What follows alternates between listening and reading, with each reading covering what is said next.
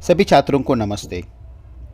कक्षा 9वीं, विषय हिंदी, दूसरी इकाई, पूरक पठन निसर्ग वैभव। आज हम सुमित्रा नंदन पंत की एक पूरक पठन वाला काव्य आज देखेंगे। कवि परिचय। जन्म 20 मई 1900 कौसानी, मृत्यु 28 दिसंबर 1977। परिचय। पंत जी छायावादी युग के 4 स्तंभों में से एक है। वे प्रकृति के साथ साथ मानव सौंदर्य और आध्यात्म चेतना के कुशल कवि थे।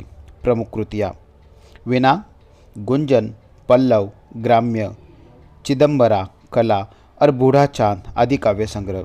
हार उपन्यास, 60 वर्ष एक रेखांकन है। पद्य संबंधी। प्रस्तुत रचना में प्राकृतिक वैभव, सौंदर्य, निसर्गरम्य अनुभूति, उदात्तता, आध्यात्मिकता, अद्भुत भाषा प्रभाव एवं वर्णन शैली का साक्षात्कार होता है। काव्य देखेंगे। सुमित्रा नंदन पंत की इस काव्य रचना में पहला पैराग्राफ। कितनी सुंदरता बिखरी प्राकृतिक जगत में, ईश्वर टपक रही गिरी शिखरों से झर, लौट रही घाटी में लिपटी धूप चाह में निस्वर। कवि कहते हैं कि ईश्वर इस प्रकृति जगत में कितनी सुंदरता बिखरी हुई है। गिरी शिखरों पर, घाटियों में कई धूप है तो कई छाया पसरी हुई है। वायु के वेग से तृणदल पुलकित होते हैं। दूसरा परिच्छेद। अनिल स्पर्श से पुलकित तृणदल, बहती सीमाहीन स्वलक्ष्य संगीत स्रोत सी, अहरव वन भूमर्म। यहाँ पर कवि कहते हैं कि वायु के स्पर्श से तृणदल पुलकित है। वायु से बहने से प्रतिदिन वनभूमि में पत्तों के हिलने से होने वाली मरमर की ध्वनि मधुर संगीत जैसी प्रतीत होती है। ऐसी एक कविता है। निस्वर का मतलब है बिना आवाज किए। अनिल का मतलब है पवन, पुलकित, प्रसन्न। तृणदल मतलब तिनकों का समूह। श्लक्ष्ण मतलब मधुर।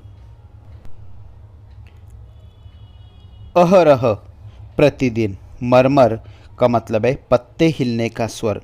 मुकुल मतलब कली। अधर मतलब ओठ। मधुकर मतलब भौरा और पल्लव मतलब कोमल पत्ते। इसी तरह से कवि कहते हैं तीसरे परिच्छेद में, फूलों की ज्वालाएं आंखें करती शीतल, मुकुल अधर मधु पीते, गुंजर भर मधुर दल, तितली उड़ती दूर कहीं पल्लव छाया में, रुक रुक कर गाती वन प्रिय कोयल। यहाँ सुमित्रा नंदन पंत जी कहते हैं कि फूलों की शोभा नेत्रों को शीतलता प्रदान करती है। भौरों के दल गुंजन करते हुए कलियों का रस पीते हैं। तितलियाँ उड़ रही है। दूर कहीं घने वृक्षों के मध्य मधुर स्वर में कोयल गा रही है। कोयल का आवाज़ बहुत ही मधुर स्वर हमें सुनाई देता है। इस मधुर स्वर में गाने वाली कोयल दूर कहीं घने वृक्षों में गा रही है। इसी तरह से पंत जी ने यहाँ पर प्राकृतिक सुंदरता का बड़ी रसीली भाषा में वर्णन किया हुआ है। यहाँ पर कुछ शब्दार्थ देखते हैं। कृश मतलब दुर्बल, गुफित, गुंथा हुआ। दुरारोह मतलब ताड़ का पेड़, जिस पर चढ़ना कठिन हो। निश्चल स्थिर, स्तंभित स्थिर, निर्जन वीरान जनहीन, अपलक बिना पलक झपकाए। शैल पर्वत, समीरन पवन, सम्मोहन मोहित करना, विस्मयकर आश्चर्यजनक, वैचित्र्य अनोखापन और मरकत का मतलब होता है कि पन्ना। यहाँ पर चौथे पैराग्राफ में कवि कहते हैं कि लेटी नीली छायाएं कृष रवि किरणों में गुम्फित, दुराहोर भांति ढाले निश्चल तरंग सी स्तंभित, स्वर्ण भाल गिर सर्वप्रथम, करती उषा अभिनंदन, सांझ यही सोती छिप, निर्जन में कर संध्या वंदन। कवि कहते हैं कि रवि की कोमल किरणों में गुंथी छायाएं लंबे ताड़ों पर पड़ रही है और स्थिर है। सूरज की स्वर्णिम किरणें सर्वप्रथम इन गिरि शिखरों का ही अभिनंदन करती है। सांझ यही जन वनों में संध्या वंदन करके छिपकर सो जाती है। इसी तरह से संध्या वर्णन का यहाँ पर कवि ने वर्णन किया हुआ है। कवि कहते हैं कि अपलक तारापथ शशि मुख का बनता लेखा दर्पण, यही शैल कंधों पर सोया जगता गंत समीरन। रात्रि में आकाश में अनगिनत तारे और चंद्रपात दर्पण जैसे लगते हैं। यही पर्वतों के कंधों पर सोई हुई सुगंध वायु जाग जाती है। सदैव स्फुट सौंदर्य राशि सम्मोहन भरती मन में, कितना विस्मयकर वैचित्र्य भरा पर्वत जीवन में। यह खिला हुआ सौंदर्य मन को मोहित करता है। पर्वत प्रदेश के जीवन में कितनी आश्चर्यजनक विचित्रताएं है, इस तरह का वर्णन कवि ने यहाँ पर किया हुआ है। आगे, खग चखते फल कुतर रही गिलरिया कोपल, वन पशु सब लखते प्रसन्न परिचित मरकत आंगन में। यहाँ पर कवि कहते हैं कि पर्वत प्रदेश के जीवन में कितनी आश्चर्यजनक विचित्रता है। पक्षी फल खाते हैं, गिलरिया कोमल फलों को कुतरती रहती है। वन में रहने वाले पशु इस मकरद जैसे आंगन में प्रसन्न दिखाई पड़ते हैं।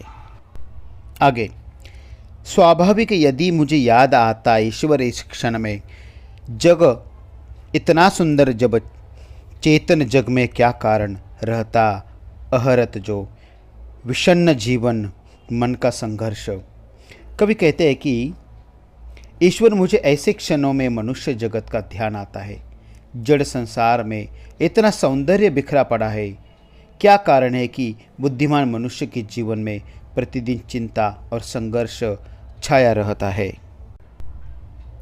कवि कहते हैं कि मनुष्य प्रकृति का करना फिर नव विश्लेषण संश्लेषण, ईश्वर का प्रतिनिधि नर अभिशापित हो उसका जीवन, लगता अपनी क्षद्रु अहता में ही सीमित केंद्रित, छिन्न हो गया विश्व चेतना से मानव मन निश्चित। कवि कहते हैं कि हमें मानव प्रकृति का पुनः विश्लेषण करना होगा। पृथ्वी पर ईश्वर का प्रतिनिधि मनुष्य क्यों ऐसा शापग्रस्त जीवन व्यतीत कर रहा है। ऐसा लगता है वह अपने तुच्छ अहंकार में ही सीमित हो गया है, स्वयं केंद्रित हो गया है। पूरी वसुधा एक परिवार है, ऐसी धारणा उसके मन से समाप्त हो गई है। इसी तरह से कवि शापित जीवन का वर्णन करते हैं कि तुच्छ अहंकार मानव का सीमित हो रहा है और पूरी वसुधा एक परिवार, ऐसी धारणा उसके मन से बिल्कुल समाप्त हो गई है।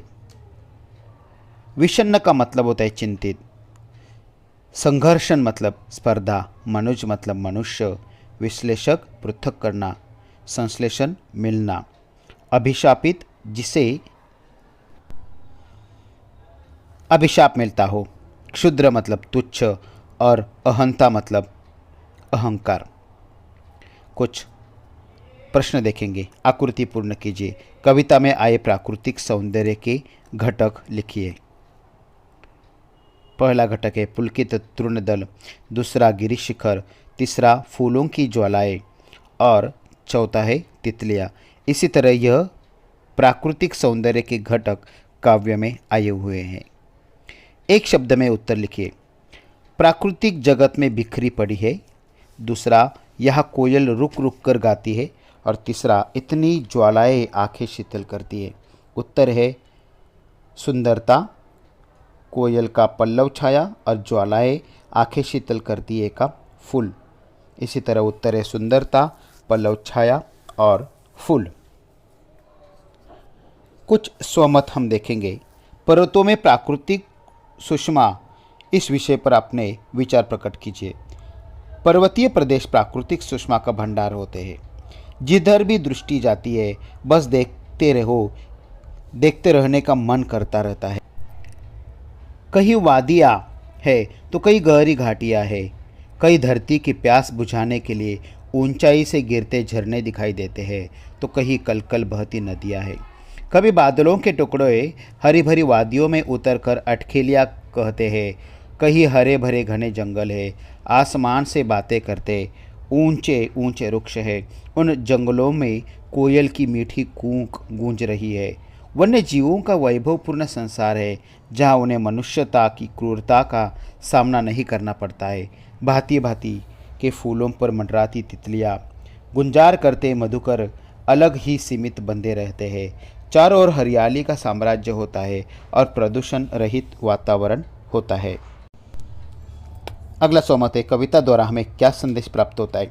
कविता से हमें यह संदेश मिलता है कि मनुष्य को अपने व्यवहार का विश्लेषण करना चाहिए कि क्यों यह सदैव चिंताग्रस्त रहता है, संघर्षता रहता है।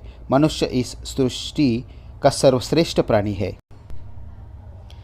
उसे ईश्वर ने बुद्धि दी है, कल्पना और तर्क शक्ति दी है।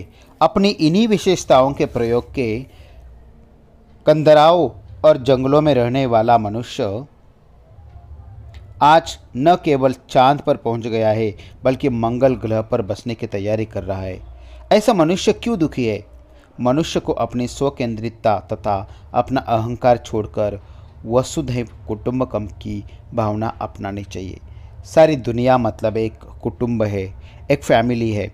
उसी तरह से हमें रहना होगा और जो धरती पर सुख है उसी में सुख मानना चाहिए। धन्यवाद।